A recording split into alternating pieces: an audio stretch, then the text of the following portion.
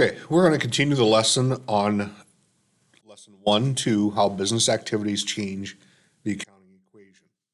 And we're going to focus on learning objective 4, analyzing the effects of transactions on the accounting equation. And then lesson objective 5, distinguish between cash and on-account transactions. Now, just want a reminder, our accounting equation is assets equals liabilities plus owner's equity. No matter what we do to any account, that equation, that basic equation, always needs to stay in balance. This side has to equal the right side. Okay. Some terms here we got to cover. Accountants call any business activity that changes assets, liabilities, or owner's equity a transaction. So if you sell a service, that's a transaction. You buy supplies, that's a transaction. Now, the record that summarizes all transactions pertaining to a single item in the accounting equation is called an account. Everything that we keep track of is going to have an individual account. For example, we're going to keep track of our cash. That's going to have an account. Any money that we owe, any company we owe money to, we're going to keep track of that. They'll be listed in an account. Now, a name given to the account is the account title. So to keep track of our money, we're going to have a cash account. To keep track of money that we owe, we're going to have a business that we owe money to, and it's going to be called accounts payable XYZ company. That's the account title. Now, the difference between the increases and decreases in an account is called the account balance. So you add money, the next time you subtract, you might subtract it. That difference is going to be what our new balance is. An account used to summarize the owner's equity in a business is called the capital account. And you're usually going to recognize that because it's going to be called the owner's name, comma, capital.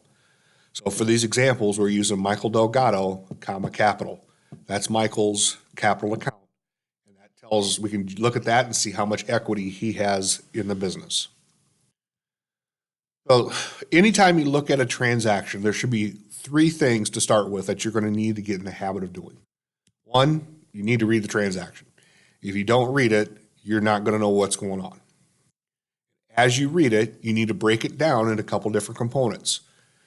You're going to identify the accounts that are affected.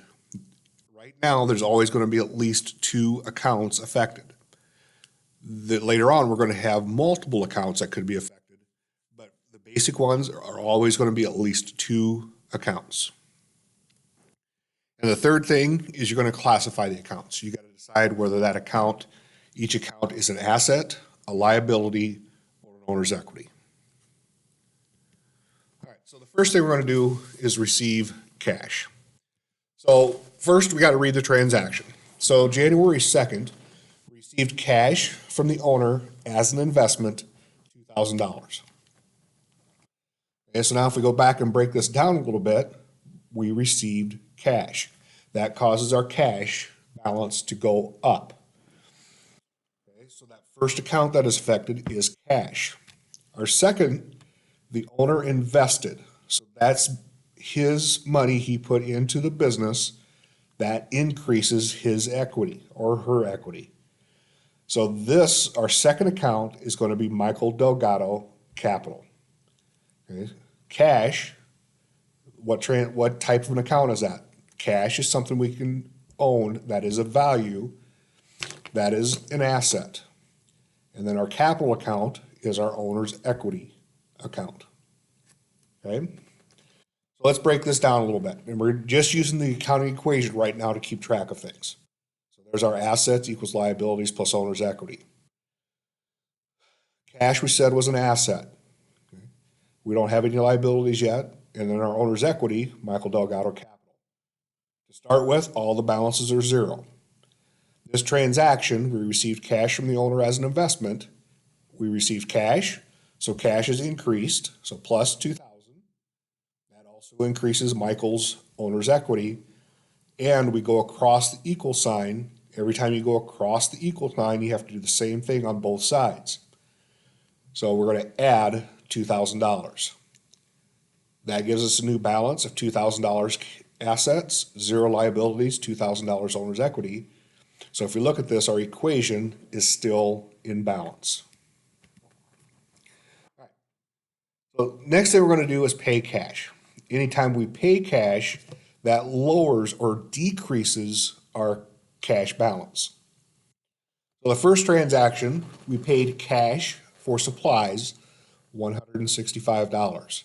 So our next thing is what two accounts? We paid cash, supplies. So our two accounts are going to be cash and supplies. Okay. And some of this will be a little easier too if we had a chart of accounts that would tell us exactly what accounts we have. And you would see we have a cash account, we have a supplies account. All right, cash, again, it has value. We own it. It's an asset. Supplies has value. We can own it. That's an asset. So right now we have two asset accounts. Okay. So if we look at our equation again, we have assets equals liabilities plus owner's equity. This time we're converting one asset to another. We're not going to go across the equal sign. So we have both an increase and a decrease. We paid cash, that decreases our cash. We bought supplies, that increases our supplies. So again, our balance, cash is $2,000, owner's equity is $2,000. Now, we paid cash, so we're decreasing cash by $165. We're going to increase supplies by $165. So if we take 165 away from 2,000, we get 1,835. We add 165 to 0, we get 165. Now, if we were to add 1,835, 165, it should equal 2,000. So then our balance, our equation is still in balance. The next transaction is we paid cash for insurance, $900. So what two accounts? Well, we have cash, and then we have an insurance account. Now, with insurance, we don't pay for it after we use it. We pay up front for the next month's coverage. So we're paying ahead of time. So the account that's going to be increased in this case is going to be prepaid insurance. Right, if you look up here, we have prepaid insurance because we're paying it ahead of time before we use it. Now, so we cash, value, we can own it, it's an asset. Insurance, even though we're paying it ahead of time, it is still our insurance. We have claim to that. If we canceled our policy, any money that we haven't used, any month we haven't gone through yet, we would get that money back. So it's still our policy. So we can own that as well. So that's an asset. So cash, asset, insurance, an asset. Now we paid cash again, so it's going to decrease our cash, $900. So if we look here, we paid cash for insurance, minus $900 under cash, plus $900 for prepaid insurance. Okay, 1,835 minus 900 is 935. 165 plus 0 is 165. 900 plus 0 is 900. Zero liability still, and then capital is still 2,000. If we add these three assets up, it still should equal 2,000, which would put our equation in balance. All right, now next thing we're going to cover is there are times that we buy things, but we don't pay until later. That is called transactions on account. You're borrowing some stuff until you can pay for it later, okay?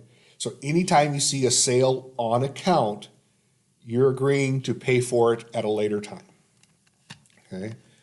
Now, a person or business to whom a liability is owed is called a creditor. So if I buy some pens from Walmart and I pay for them later, that would be, Walmart would be the creditor, okay? Now, so January 5th, we bought supplies on account from Canyon Office Supplies for $220. So what accounts are affected? Well, we bought supplies. Supplies are going to be affected, and we bought them on account from Canyon Office Supplies.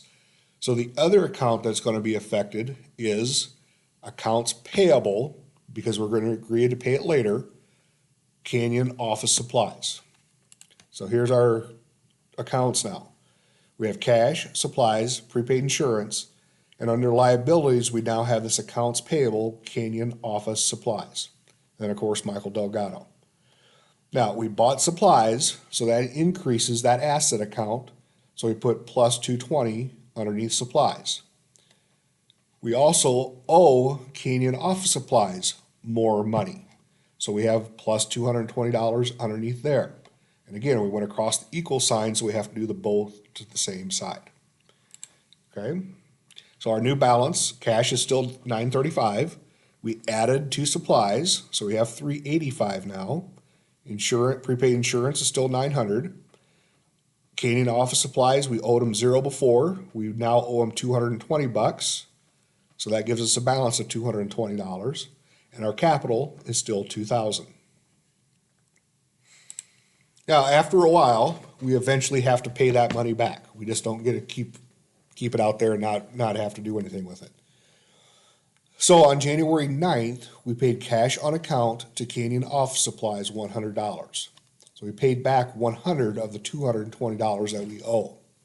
So we paid cash, so that's going to decrease our cash account. So cash is the first account, and accounts payable, Canyon Office Supplies, is the second account. Remember, cash is an asset. Accounts payable, Canyon Office Supply, is a liability. So we're going to decrease our cash, and we're going to decrease how much we owe Canyon Office Supplies. So you see here we subtracted $100 from cash. We go across the equal sign, so we have to subtract $100 from Canyon Office Supplies. So that gives us a new cash balance of $835. Supplies is still $385. Prepaid insurance is $900. Canyon Office Supply is now $120 after we paid that $100 back. And capital is still $2,000. So if we added up this side here, they would both equal $2,120. Okay, so in the lecture part of the class, we will show you how to work with these types of transactions.